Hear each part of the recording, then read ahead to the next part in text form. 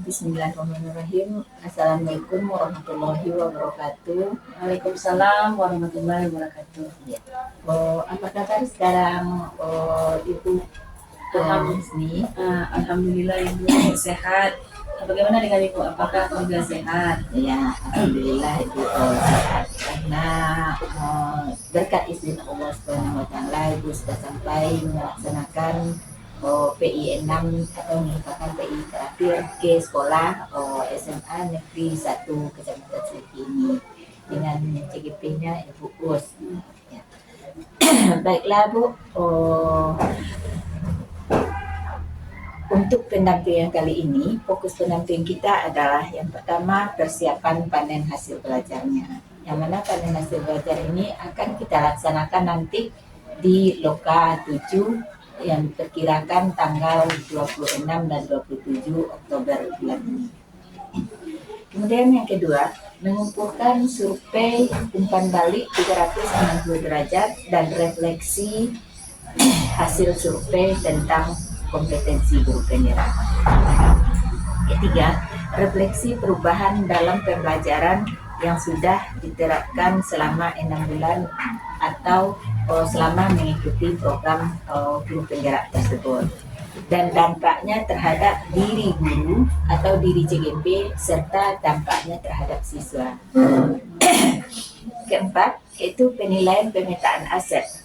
Apakah tujuan program sudah dikomunikasikan kepada warga sekolah sebelum membuat program sekolah tersebut.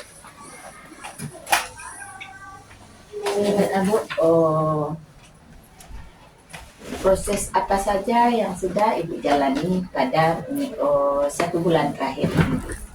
Yang saya jalani dalam 1 bulan terakhir setelah pelaksanaan pendampingan 5, yaitu melaksanakan pengisian refleksi 360 derajat untuk 5 orang siswa, kemudian 5 orang guru dan 1 kepala sekolah mengenai apa yang sudah saya lakukan sebagai CGP, kemudian apa perubahannya yang isi dari 360 derajat itu, kemudian kompetensi mana yang harus saya tingkatkan, kemudian kompetensi mana yang harus saya tinggalkan, kemudian apa yang sudah berkembang, kemudian perilaku yang dihentikan, kemudian perilaku apa saja yang mulai dilakukan, kemudian apa daya dukung atau rencana saya untuk masa yang akan datang. Jadi setelah saya lakukan pendekatan dengan 5 orang siswa dan 5 orang guru dan juga kepala sekolah, maka beliau-beliau itu telah mengisikan tentang bagaimana saya selama menjadi CGP lebih kurang 6 bulan terakhir seperti itu. Kemudian untuk pemetaan aset, untuk pemetaan aset kita melakukan yang namanya sosialisasi kepada beberapa orang guru, kemudian kepada beberapa orang siswa, kemudian pemangku kepentingan seperti komite atau wali murid, seperti itu. Dari survei 360 derajat ini kita dapat mengambil pengalaman, yaitu adanya kekurangan dan kelemahan diri kita sebagai guru penggerak yang mungkin belum menerapkan atau belum menampakkan perubahan yang signifikan ya, ataupun perubahan itu belum bisa diterapkan secara terus-menerus, ataupun mungkin di satu pembelajaran belum bisa diterapkan metode yang kita dapat. Kemudian dari siswa mungkin ada yang mengharapkan pembelajaran tersebut tetap kita lakukan seperti pembelajaran berdiferensiasi ataupun yang melibatkan kompetensi sosial emosional. Jadi dari survei itu kita bisa merefleksikan dan bisa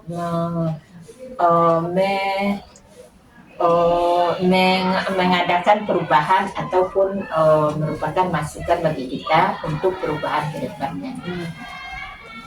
Kemudian apa tindak lanjut dari pendampingan 5 tersebut? Tidak lanjut dari pendampingan 5 itu kita melakukan 360 tadi Bu, pengisiannya itu, kemudian juga ada penyusunan program sekolah. Tapi kan itu belum kita kelarkan karena nanti kita kelarkan nanti setelah Loka 7 ya Bu ya. Iya. Jadi tindak lanjutnya yaitu uh, tentang perilaku yang harus saya hentikan gitu. Misalnya perilaku yang harus saya hentikan. Kalau perilaku rasanya kita sudah mengarah tentang sosial emosional, jadi kita harus tingkatkan selalu tentang kompetensi sosial emosional kita Bu, baik terhadap rekan sejawat, kemudian terhadap siswa, kemudian terhadap orang tua. Nah, di sini memang perlu peningkatan melatih diri untuk selalu mengendalikan sosial emosional. Karena kita berhubungan dengan banyak orang, sekolah ini juga adalah layanan publik, jadi kita butuh pengembangan diri, mengasah untuk kemampuan sosial emosional. Kemudian yang masih terkendala di sini di dalam pembelajaran kurikulum Merdeka, kita menuntut tentang keaktifan atau keikutsertaan orang tua sebagai sumber belajar. Nah, di sini kita ada kita bukan tidak pernah melakukan kerjasama dengan orang tua. Misalnya ada orang tua yang profesinya sebagai polisi, kita bekerja sama dalam bidang pelatihan PKS dan paskibra. Nah, kemudian ada juga ekskul yang jadi beliau-beliau itu kita jadikan guru tamu, tapi itu tidak secara rutin. Jadi dalam kompetensi kita di kelas, kita belum melibatkan orang tua secara langsung. Karena mungkin kita narasumber yang orang tua yang sesuai dengan kompetensi mata pelajaran kita itu belum kita temukan. Tapi yang kompetensi pengembangan ekskul sudah kita lakukan seperti itu. Jadi tindak lanjut ataupun berbagi praktik baik tersebut sudah Ibu lakukan selama menjalankan apalagi dan setelah 1 bulan terakhir ini. Yang mudah-mudahan ke depannya Ibu tetap menjalin kerjasama atau tetap berkolaborasi dengan stakeholder yang terkait dengan kemajuan pendidikan ataupun kelancaran pembelajaran di sekolah kita ini. Dan tidak juga kalah pentingnya berkolaborasi dengan rekan sejawat yang ada ataupun yang ada di lingkungan sekolah kita, supaya pembelajaran tersebut bisa kita terapkan dan bisa kita implementasikan di sekolah ini. Karena ini merupakan pendampingan terakhir, mungkin untuk yang formalnya sudah berakhir sampai di sini, tetapi untuk pelaksanaannya tentu kita laksanakan secara kontinu atau rutinitasnya. Ya. Kemudian capaian apa yang Ibu rasakan selama 1 bulan terakhir? Capaian yang saya rasakan dalam 1 bulan terakhir, mungkin tidak 1 bulan terakhir Bu, untuk 6 bulan terakhir ini yang sudah saya katakan tadi, mungkin saya sudah mulai paham tentang bagaimana mengelola kompetensi sosial emosional, kemudian melakukan kompetensi coaching terhadap teman, karena kita juga di sini adalah tim supervisor, jadi menjadi supervisi pembelajaran. Jadi yang supervisi pembelajaran kita yang sudah kita pelajari di Loka sebelumnya, kemudian pendampingan yang sebelumnya juga ini sangat bermanfaat bagi kita, apalagi sekarang ini penilaian kinerja kita kan terkoneksi langsung dengan PMM Bu. Jadi di sana kan memang dituntut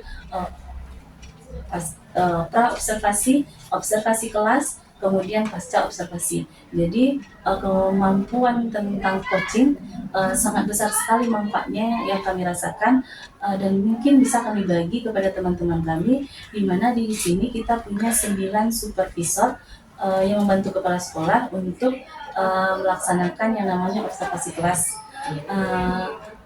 Dan alhamdulillah kita ada 4 orang yang dari 9 itu kita ada 4 orang yang sudah CGP, berarti kita akan mengimbaskan kepada teman kita bagaimana melakukan metode coaching di dalam pelaksanaan pra observasi kelas dan pasca observasi, seperti itu. Jadi sudah banyak sekali yang Ibu terapkan di sekolah kita ini, terutama itu untuk karena Ibu sebagai waka ataupun supervisor, tim supervisor, makanya kita merubah dari yang biasanya kita sebagai melaksanakan supervisi, tetapi sekarang observasi ya Bu ya. Observasi. Jadi sebelum masuk ke kelas itu kita melakukan pra dulu, kemudian kita membuat kesepakatan apa saja yang akan kita observasi, kemudian bagaimana apa saja yang dikembangkan, area pengembangannya, kemudian setelah dalam observasinya kita tidak dituntut atau tidak boleh mempengaruhi guru yang kita observasi ataupun siswa yang sedang mengikuti pembelajarannya. Dan di akhirnya guru yang kita observasi tersebut dialah yang menemukan kekurangan ataupun masalah-masalah ataupun kekurangannya yang belum dilaksanakan sesuai dengan pra observasi tadi. Jadi kita merubah dari cara supervisi menjadi observasi. Kemudian dari apa itu, kalau dulu kan supervisor itu memang sebagai penilai ya. Kalau sekarang mitra ya, Mitra. Jadi itu ya sudah merupakan keberhasilan yang sangat memuaskan bagi diri Ibu mungkin, atau untuk kemajuan observasi di sekolah. Ya, tapi kan kita masih sama-sama belajar Bu, karena di sini kita kan banyak Bu, untuk mempengaruhi teman atau untuk mengimbaskan kepada teman. Keberhasilan itu targetnya tidak kita capai, tidak kita target banyak Bu. Yang penting mau berubah dulu, kemudian mau melaksanakan seperti apa. Jadi masih dalam berjuang lah istilahnya. Nah, jadi kalau kali ini di sini dengan Ibu Emil gitu kan sudah sepakat untuk yang observasi kelas kita lakukanlah sebagaimana yang sudah kita pelajari di CGP. Kemudian tadi juga Ibu bisa melihat bagaimana kita menerapkan disiplin positif, di mana kita harus melakukan konsekuensi dulu, kesepahaman dulu dengan murid, baru kita bisa melakukan yang namanya mendisiplinkan siswa tentang tata tertib sekolah. Kalau langsung kita tertibkan, nanti kita akan bersentuhan dan bertentangan dengan yang namanya hukum. Karena kita sebagai guru sangat rentan sekali sekarang ini diadukan ke yang namanya jalur hukum seperti itu. Jadi pembelajaran disiplin positif yang kita dapatkan di CGP ini manfaatnya luar biasa, walaupun perubahannya tidak banyak nampak, tapi kita harapkan dapat melindungi kita dan siswa kita dari yang namanya kekerasan seperti itu. Jadi seperti disiplin positif ataupun observasi tadi kita laksanakan dengan coaching, dan seharusnya dulu kita sosialisasikan dan kita musyawarahkan bersama, seperti observasi tadi kita musyawarahkan yang 4 orang dulu sama CGP, kemudian kita kolaborasikan dengan yang 5 orang lagi, berarti tim itu sudah menerapkan observasi kelasnya melalui coaching tersebut. Baik, itu dari sistem dari penerapan budaya positif tadi, tentu kita juga harus mensosialisasikan dulu kepada siswanya supaya jangan terjadi pro dan kontra antara siswa dan guru. Sebelumnya kami sudah di tahun ajaran baru Bu, kami sudah mensosialisasikan kepada siswa, dan setiap kelas sudah kami buat kesepahaman kelas atau keyakinan kelas. Kemudian mengenai tata tertib sekolah juga sudah ditempel di ruang kelas. Nah, jadi untuk menindaklanjuti itu kita lakukan lagi pendekatan yang namanya keyakinan dan konsekuensi.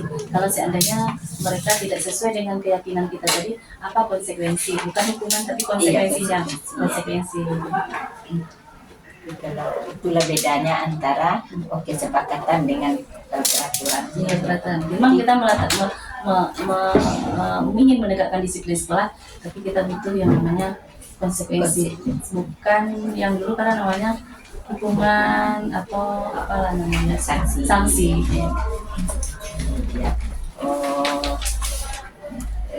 Kemudian itu merupakan suatu capaian, mudah-mudahan kedepannya bisa kita terapkan di sekolah kita ini secara berkelanjutan, dan jika ada kendala kita masih bisa membicarakan antara warga sekolah yang ada di sekolah. Ya, terima kasih Ibu. Terima kasih Ibu.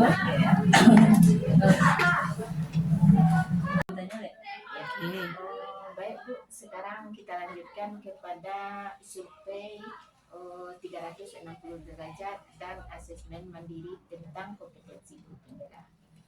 Dari survei yang telah kita lakukan, yang telah Bu Us lakukan, yaitu membagikan kuesionernya kepada kepala sekolah, 5 orang guru dan 5 orang siswa. Jadi dari responden tersebut, apakah masih ada kekurangan atau kelemahan yang ada pada diri Ibu menurut survei tersebut? Pertama dulu dari kepala sekolah. Baik Bu, gimana kalau saya bacakan aja hasil refleksi umpan balik kompetensi guru penggerak. Ada 10 pertanyaan, saya bacakan aja itu ya. Ya, boleh. Nah, jadi pertanyaannya, apa saja poin umpan balik yang konsisten diberikan oleh kepala sekolah, rekan sejawat, dan murid?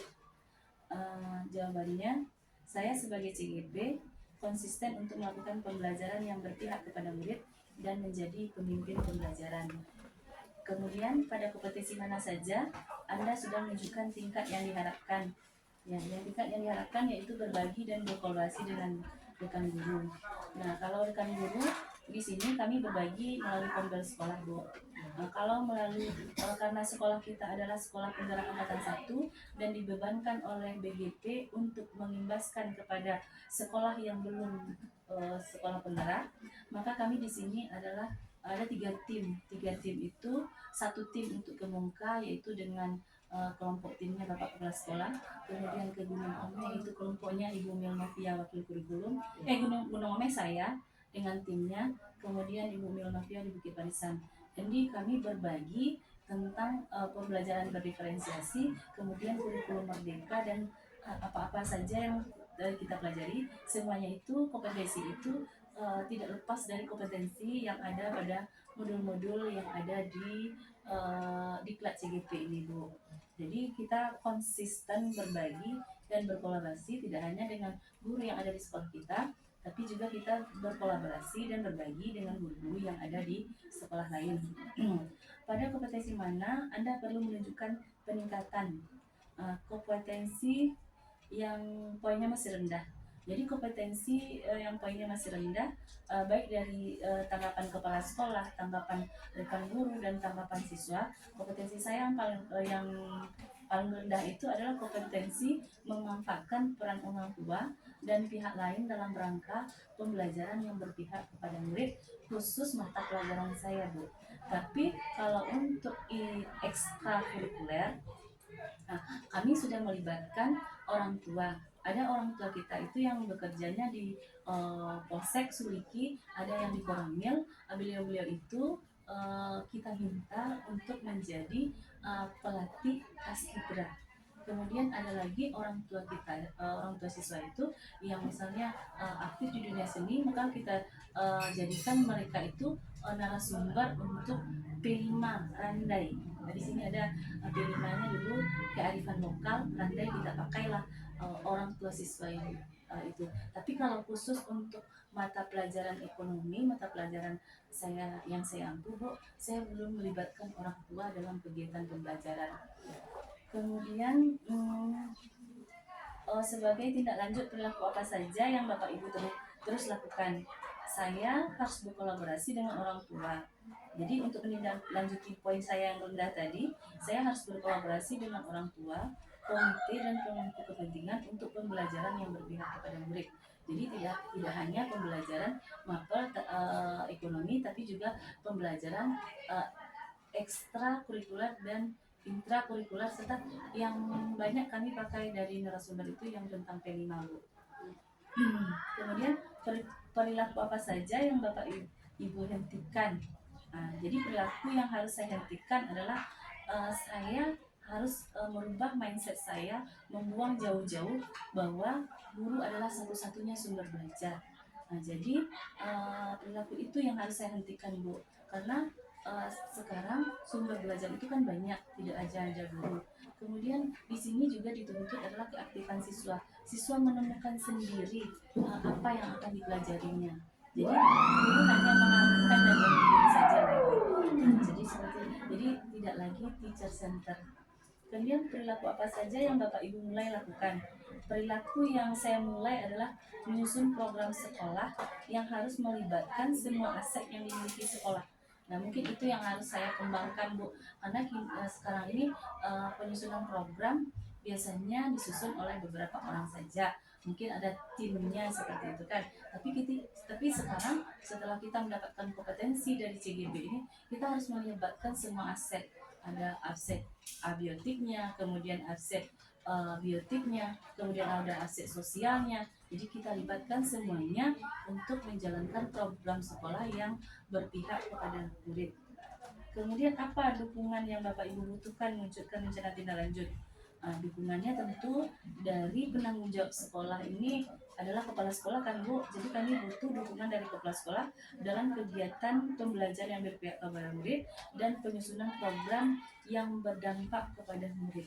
Nah, seperti itu mungkin, Bu, yang refleksi dari umpan balik 360 derajat dari 5 orang siswa, 5 orang guru, dan kepala sekolah.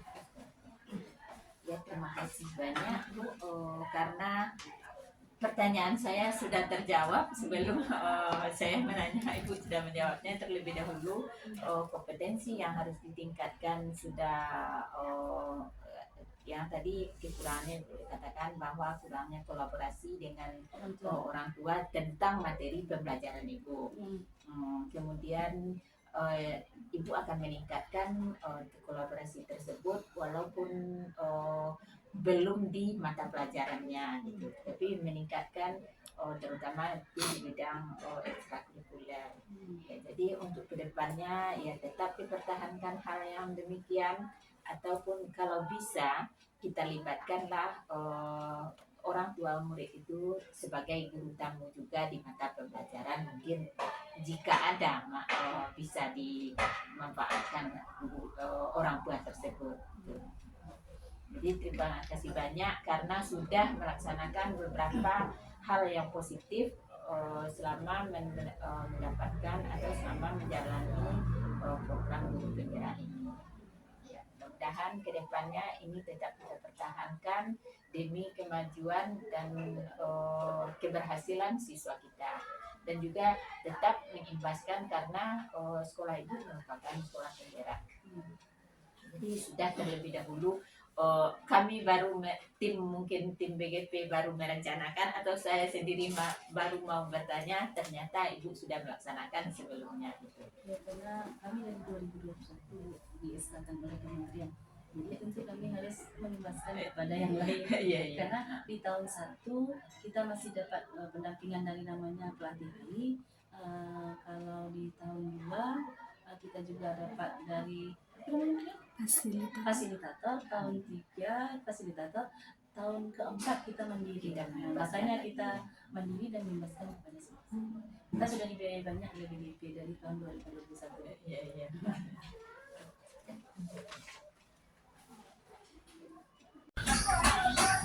Untuk loka karya 7 nanti yang akan rencana dilaksanakan pada tanggal 26 dan 27 Oktober ini, makanya kita di akhir pendampingan ini kita dituntut untuk mempersiapkan yang namanya panen karya.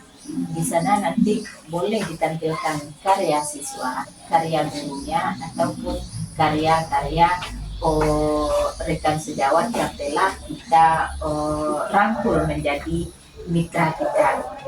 Sekarang untuk Ibu Kus, apa saja ide yang telah Ibu persiapkan untuk panen karya nanti? Ide ya, Bu, ya. Ide untuk panen karya. Yang karya yang akan ditampilkan boleh karya siswa, ya, karya guru, ya, karya teman sejawat. Mungkin yang akan saya tampilkan, Bu, bisa jadi adalah karya dari warga sekolah ini, Bu. Seperti misalnya tentang segitiga restitusi, bagaimana kita merestitusi siswa kita yang sering terlambat datang ke sekolah.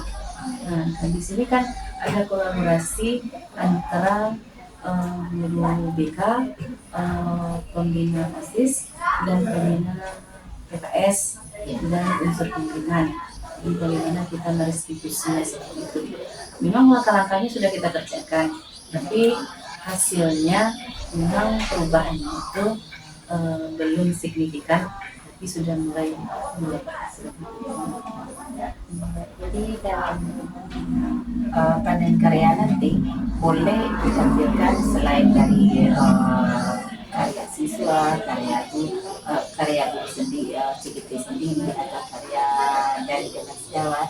Kemudian boleh juga menampilkan yaitu profil diri, umpamanya apa saja yang kita jalani dari awal pembelajaran mengikuti CGT dan sampai akhir. Ataupun juga bisa menampilkan media pembelajaran yang telah dirancang, ataupun boleh menampilkan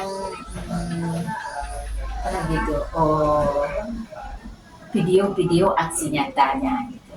Boleh ditampilkan. Jadi mari dirancang dulu idenya atau apa saja yang akan ditampilkan di lokasi itu, dan tampilkanlah yang maksimal. Jadi harus bisa mulai berpikir, Bu, apa yang harus saya tampilkan, Ya. kemudian mulai dirancang hari ini, finalnya nanti di tanggal 22. Tanggal 26 itu sudah siap ditampilkan. Tanggal 26 sudah siap untuk ditampilkan.